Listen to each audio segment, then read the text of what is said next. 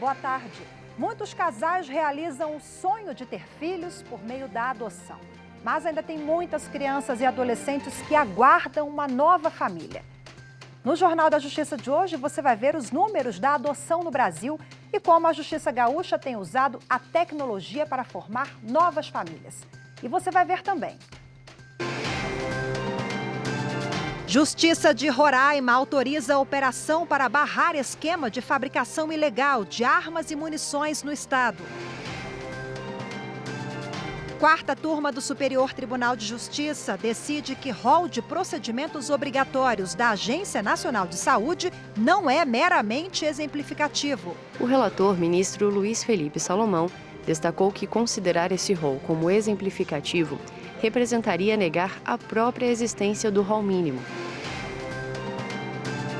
E ainda, ação contra desmatamento. Conheça a plataforma criada pelo Ministério Público de Mato Grosso para coibir a prática. Os sinais de alerta de desmatamento são comunicados toda semana ao Ministério Público e de queimadas em até 72 horas.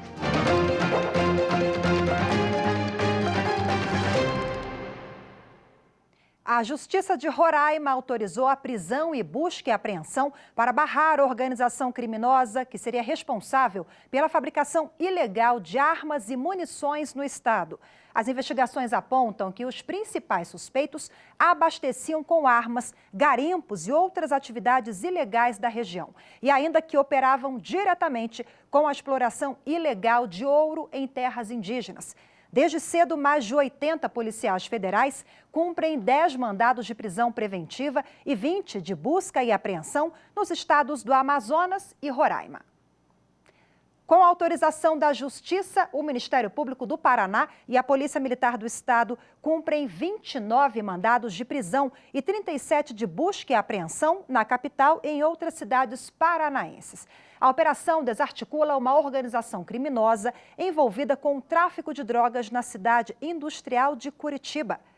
Entre os alvos estão 6 policiais que tiveram a prisão decretada pela Vara de Auditoria Militar. A prisão de outras 23 pessoas foi autorizada pela 6ª Vara Criminal da capital.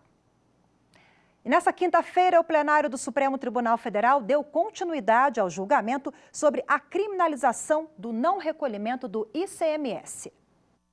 O julgamento já tem maioria para definir que o contribuinte que declara o ICMS, mas não paga o imposto ao fisco, pode responder à ação penal e ser condenado por isso.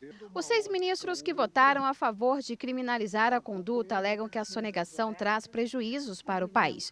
Ainda definiram que é necessário comprovar o chamado dolo, ou seja, que houve intenção do contribuinte em não pagar o imposto. Aqui o perigo é da indiferença, porque está introjetada na cultura do povo essa possibilidade de sonegar como se isso não fosse tão grave quanto a corrupção. Aliás, foi, inclusive, uma avaliação do legislador, porque as penas são completamente diferentes.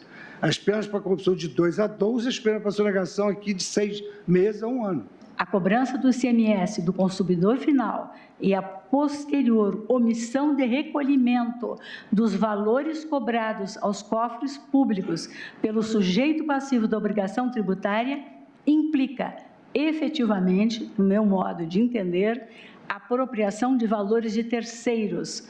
O recurso julgado na corte é de um casal de empresários de Santa Catarina. Eles declararam imposto, mas não recolheram. O Ministério Público denunciou os sócios por apropriação indébita. A defesa pede o trancamento da ação penal e alega que os clientes têm apenas uma dívida. E esse foi o entendimento dos ministros que votaram até o momento contra a criminalização.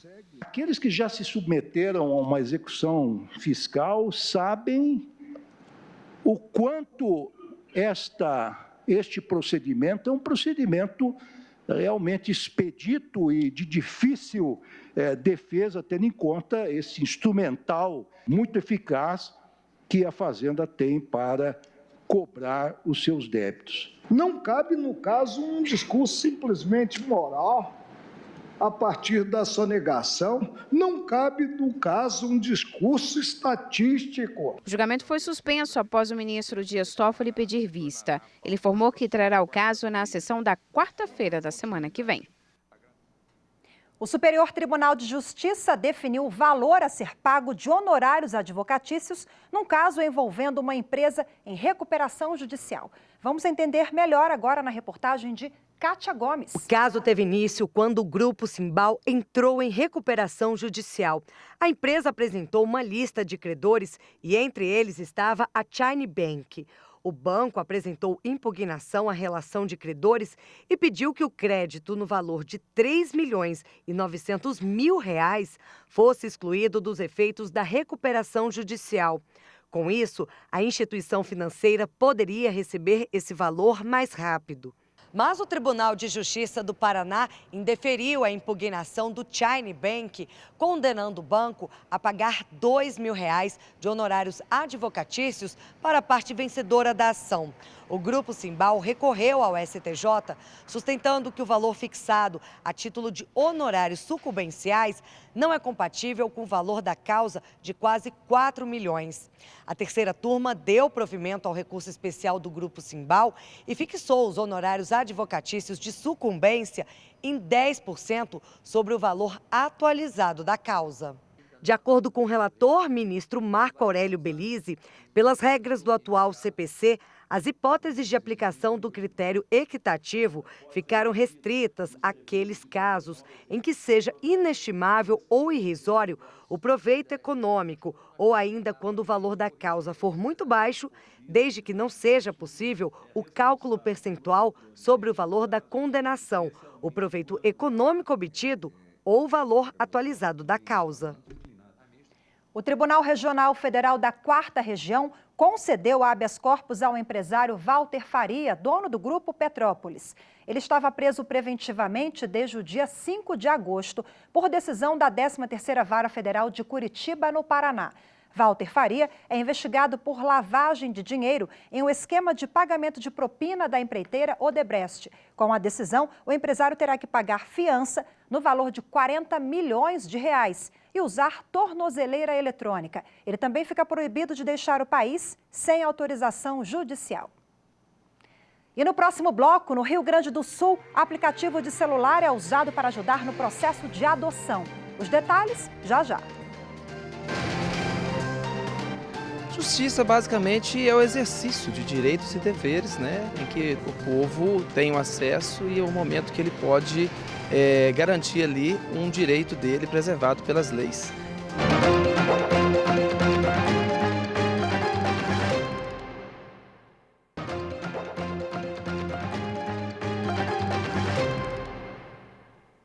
A 4ª turma do Superior Tribunal de Justiça negou o pedido de uma segurada do Paraná que queria que o plano de saúde pagasse por um tratamento que não estava previsto no rol mínimo de procedimentos da Agência Nacional de Saúde.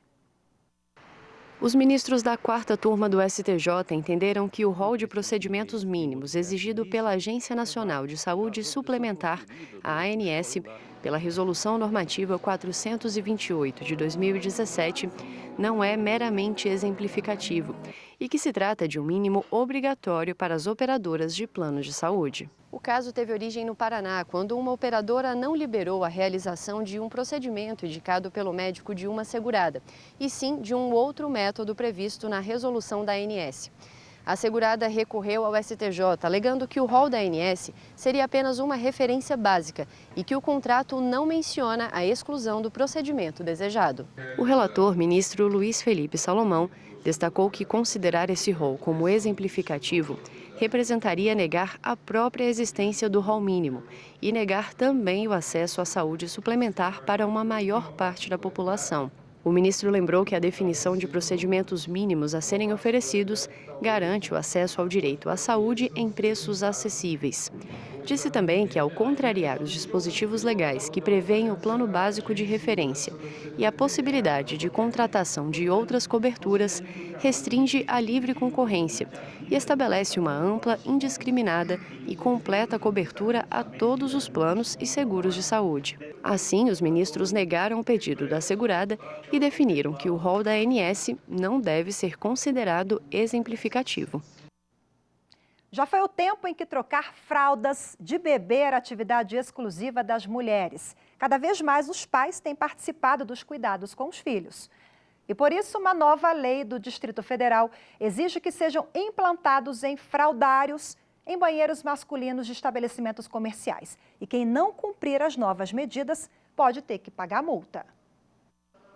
A lei distrital determina que sejam criados fraldários nos banheiros femininos e masculinos, de estabelecimentos como shoppings, parques, centros comerciais, feiras, hospitais e teatros. As novas regras publicadas no início deste mês também definem que a obrigatoriedade vale para restaurantes e lanchonetes que tenham pelo menos 300 metros quadrados. Já para os supermercados, a área é maior, 1.200 metros quadrados. Se os estabelecimentos criarem espaços únicos ou fraldários com acesso para pais e mães, não precisam fazer as adaptações nos banheiros. O presidente do Sindicato dos Supermercados diz que era um pedido antigo dos consumidores e comemora a novidade. Porque muitas das vezes o cliente ele troca em lugares não adequados. E isso, por si só, já poderia ter um espaço aqui adequado, né? Então, pretendemos fazer um espaço família, onde atenderemos com o cliente e ele possa ficar satisfeito com essa necessidade. A exceção vale para lanchonetes e restaurantes dentro de shoppings, centros comerciais e supermercados. Este advogado explica que a lei representa uma mudança de cultura.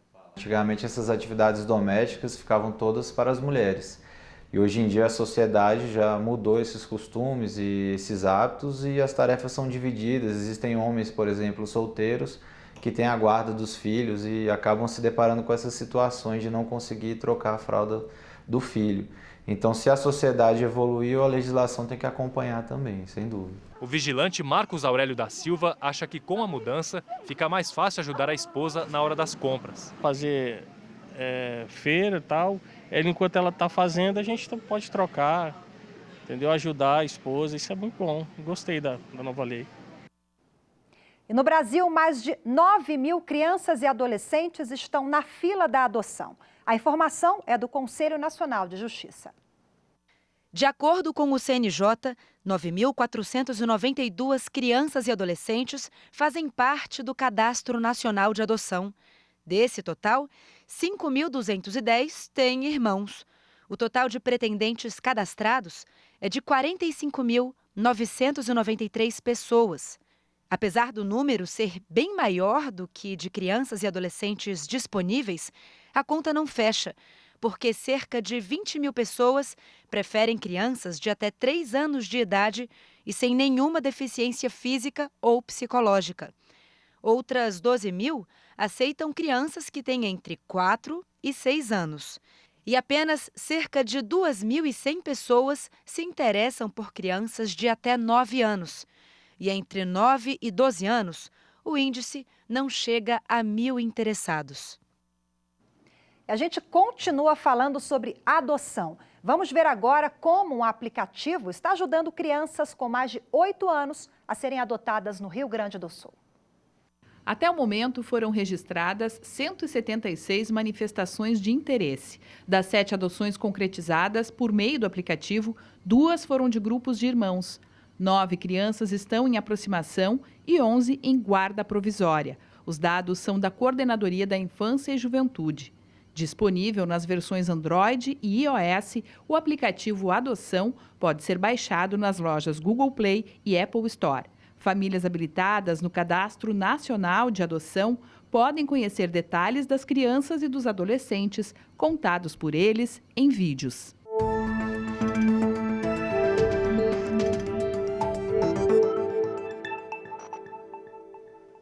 E para falar mais sobre o assunto, eu recebo agora aqui no estúdio o advogado Renato Borges. Seja bem-vindo. Boa tarde, doutor Renato. Bom, nós vimos na reportagem um aplicativo que está ajudando a facilitar, agilizar o trâmite do processo. Agora a criança, ela passa a ser o foco principal, é isso? Uma grande preocupação é o tempo que um processo de adoção leva na justiça. Quanto mais tempo, maior a permanência dessas crianças, desses menores, nos abrigos e longe das famílias que pretendem adotar. Então, é muito importante que toda iniciativa sirva para que esse tempo se reduza ao mínimo possível, né? Então, O objetivo maior desse aplicativo e o objetivo maior de qualquer iniciativa pública, no sentido de colocar as crianças em condições de serem adotadas, é reduzir o tempo. Porque, como a gente viu na matéria anteriormente, quanto mais velhas são as crianças, menor é a chance dessas crianças virem a ser adotadas. Então, uma criança inicia o processo de adoção com 1 ano e meio, 2 anos, e às vezes leva mais de 1 ano ou 2 anos para ser concluído o processo de adoção. Daí dá 3, 4 anos, exatamente, ela já não está apta, as famílias não escolhem mais. Às vezes as famílias não escolhem mais, às vezes o interesse diminui, às vezes outras circunstâncias fazem com que essa criança acabe não sendo adotada. Bom, falando em iniciativas, recentemente um sistema novo foi implantado pelo Conselho Nacional de Justiça, sistema esse que cria um cadastro nacional de adoção. Essas medidas, o que o senhor destaca? Qual é a principal mudança? Vamos acelerar ainda mais esse processo de adoção? A principal mudança é a consolidação dos dados que os tribunais de justiça têm com relação às pessoas que querem adotar e às crianças que estão aptas à adoção. Hoje, o Sistema Nacional de Adoção vai unificar numa plataforma, através do CNJ, o acesso a todas as pessoas que querem adotar e o acesso aos tribunais de justiça para saber exatamente como é que está a situação, onde tem mais, onde tem menos, onde a demanda é maior, onde é menor.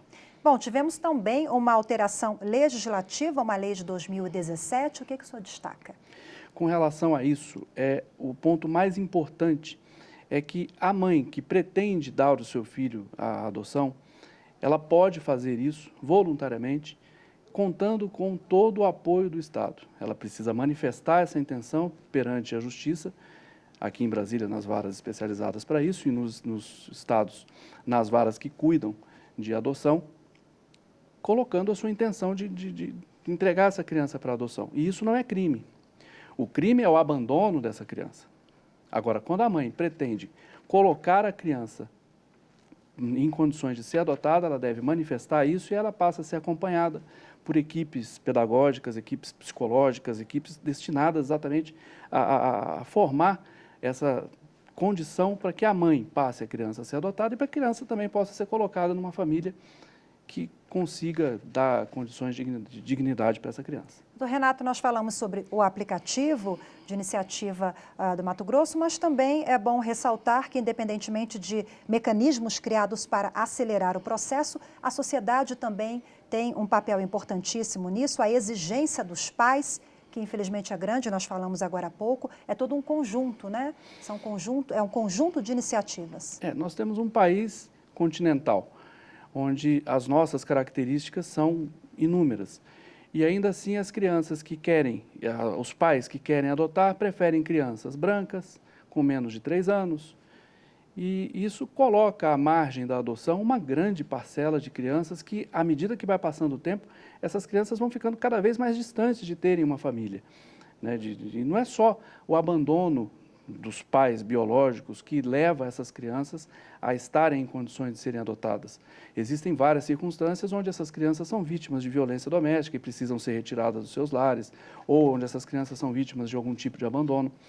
Então, todas as iniciativas que o Estado puder para colocar essas crianças em famílias deve ser enfatizada, deve ser louvada, e a gente tem que ter em mente também o seguinte, que as pessoas precisam se informar um pouco mais. Hoje, o Ministério da Mulher, da Família e dos Direitos Humanos apresenta uma cartilha onde fala tudo sobre a adoção, todos os requisitos, todas as condições que as pessoas devem cumprir para poder se candidatar à adoção. E são várias as campanhas onde se coloca para conhecimento geral que é necessário trazer essas crianças de volta ao seio de uma família, que é, como todos nós sabemos, a base da sociedade. Então, é importante que essas crianças deixem de residir nesses abrigos e passem a compor famílias. Mas, para isso, as pessoas precisam também ter acesso a essas informações. Inclusive, essa cartilha de orientação, né, doutor Renato, está no site lá do Ministério para todo mundo acessar. Muito Exatamente. Obrigada pela sua entrevista mais uma vez. Eu que agradeço a oportunidade. Boa tarde a todos. E a seguir, Ministério Público de Mato Grosso ganha prêmio com plataforma criada para coibir o desmatamento no estado. É assunto para o próximo bloco. Continue com a gente. Quando ela está dentro dos nossos anseios e a gente consegue realizar de fato algo que seja igualitário, que cada um tenha a sua autonomia também respeitada.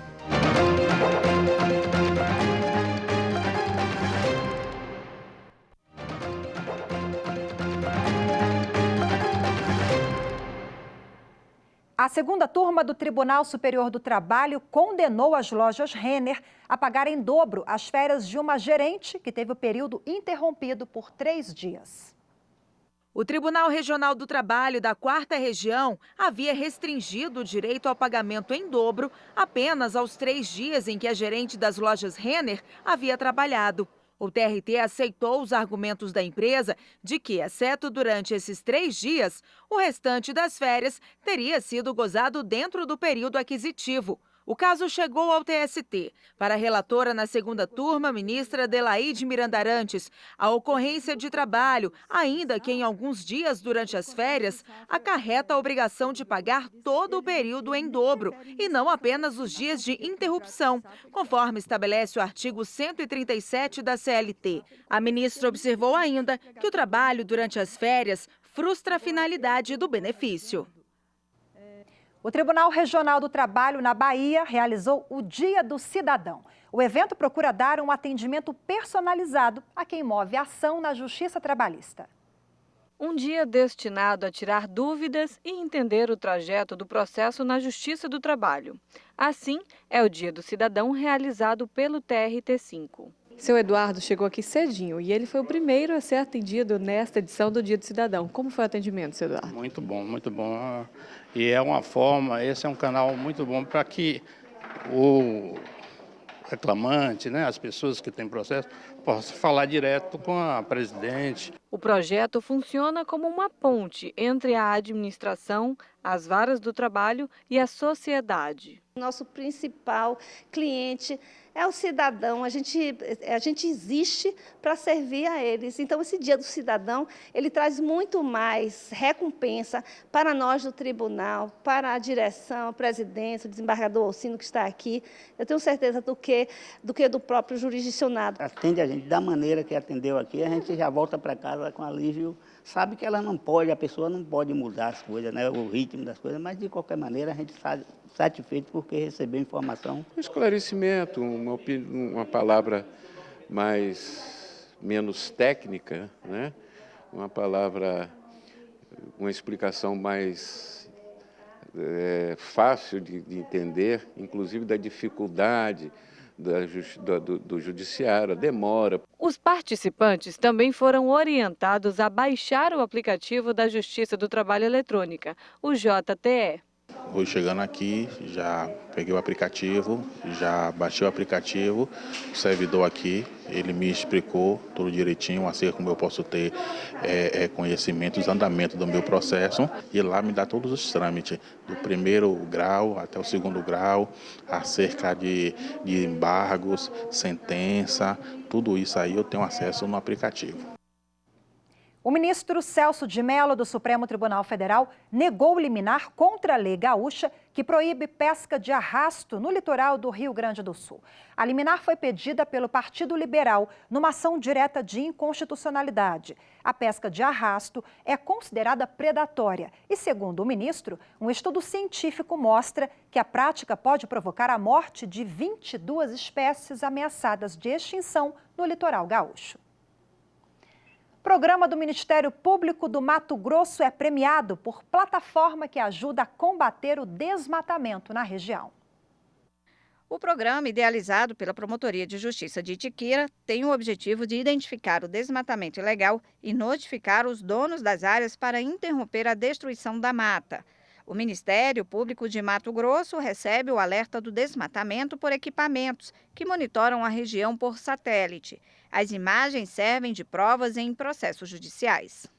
Os sinais de alerta de desmatamento são comunicados toda semana ao Ministério Público e de queimadas em até 72 horas. Após a notificação, o sistema cruza informações com o poder público, que facilita a identificação do dono da propriedade.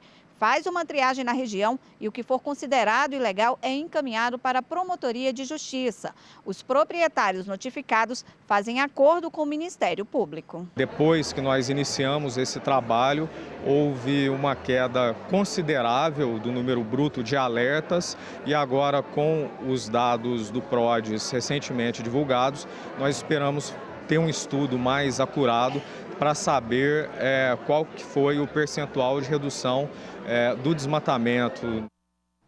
E a gente fica por aqui. Muito obrigada pela sua companhia e em seguida tem o programa Arquivo Justiça. A gente encerra o jornal de hoje com o coral do Supremo Tribunal Federal. Até amanhã.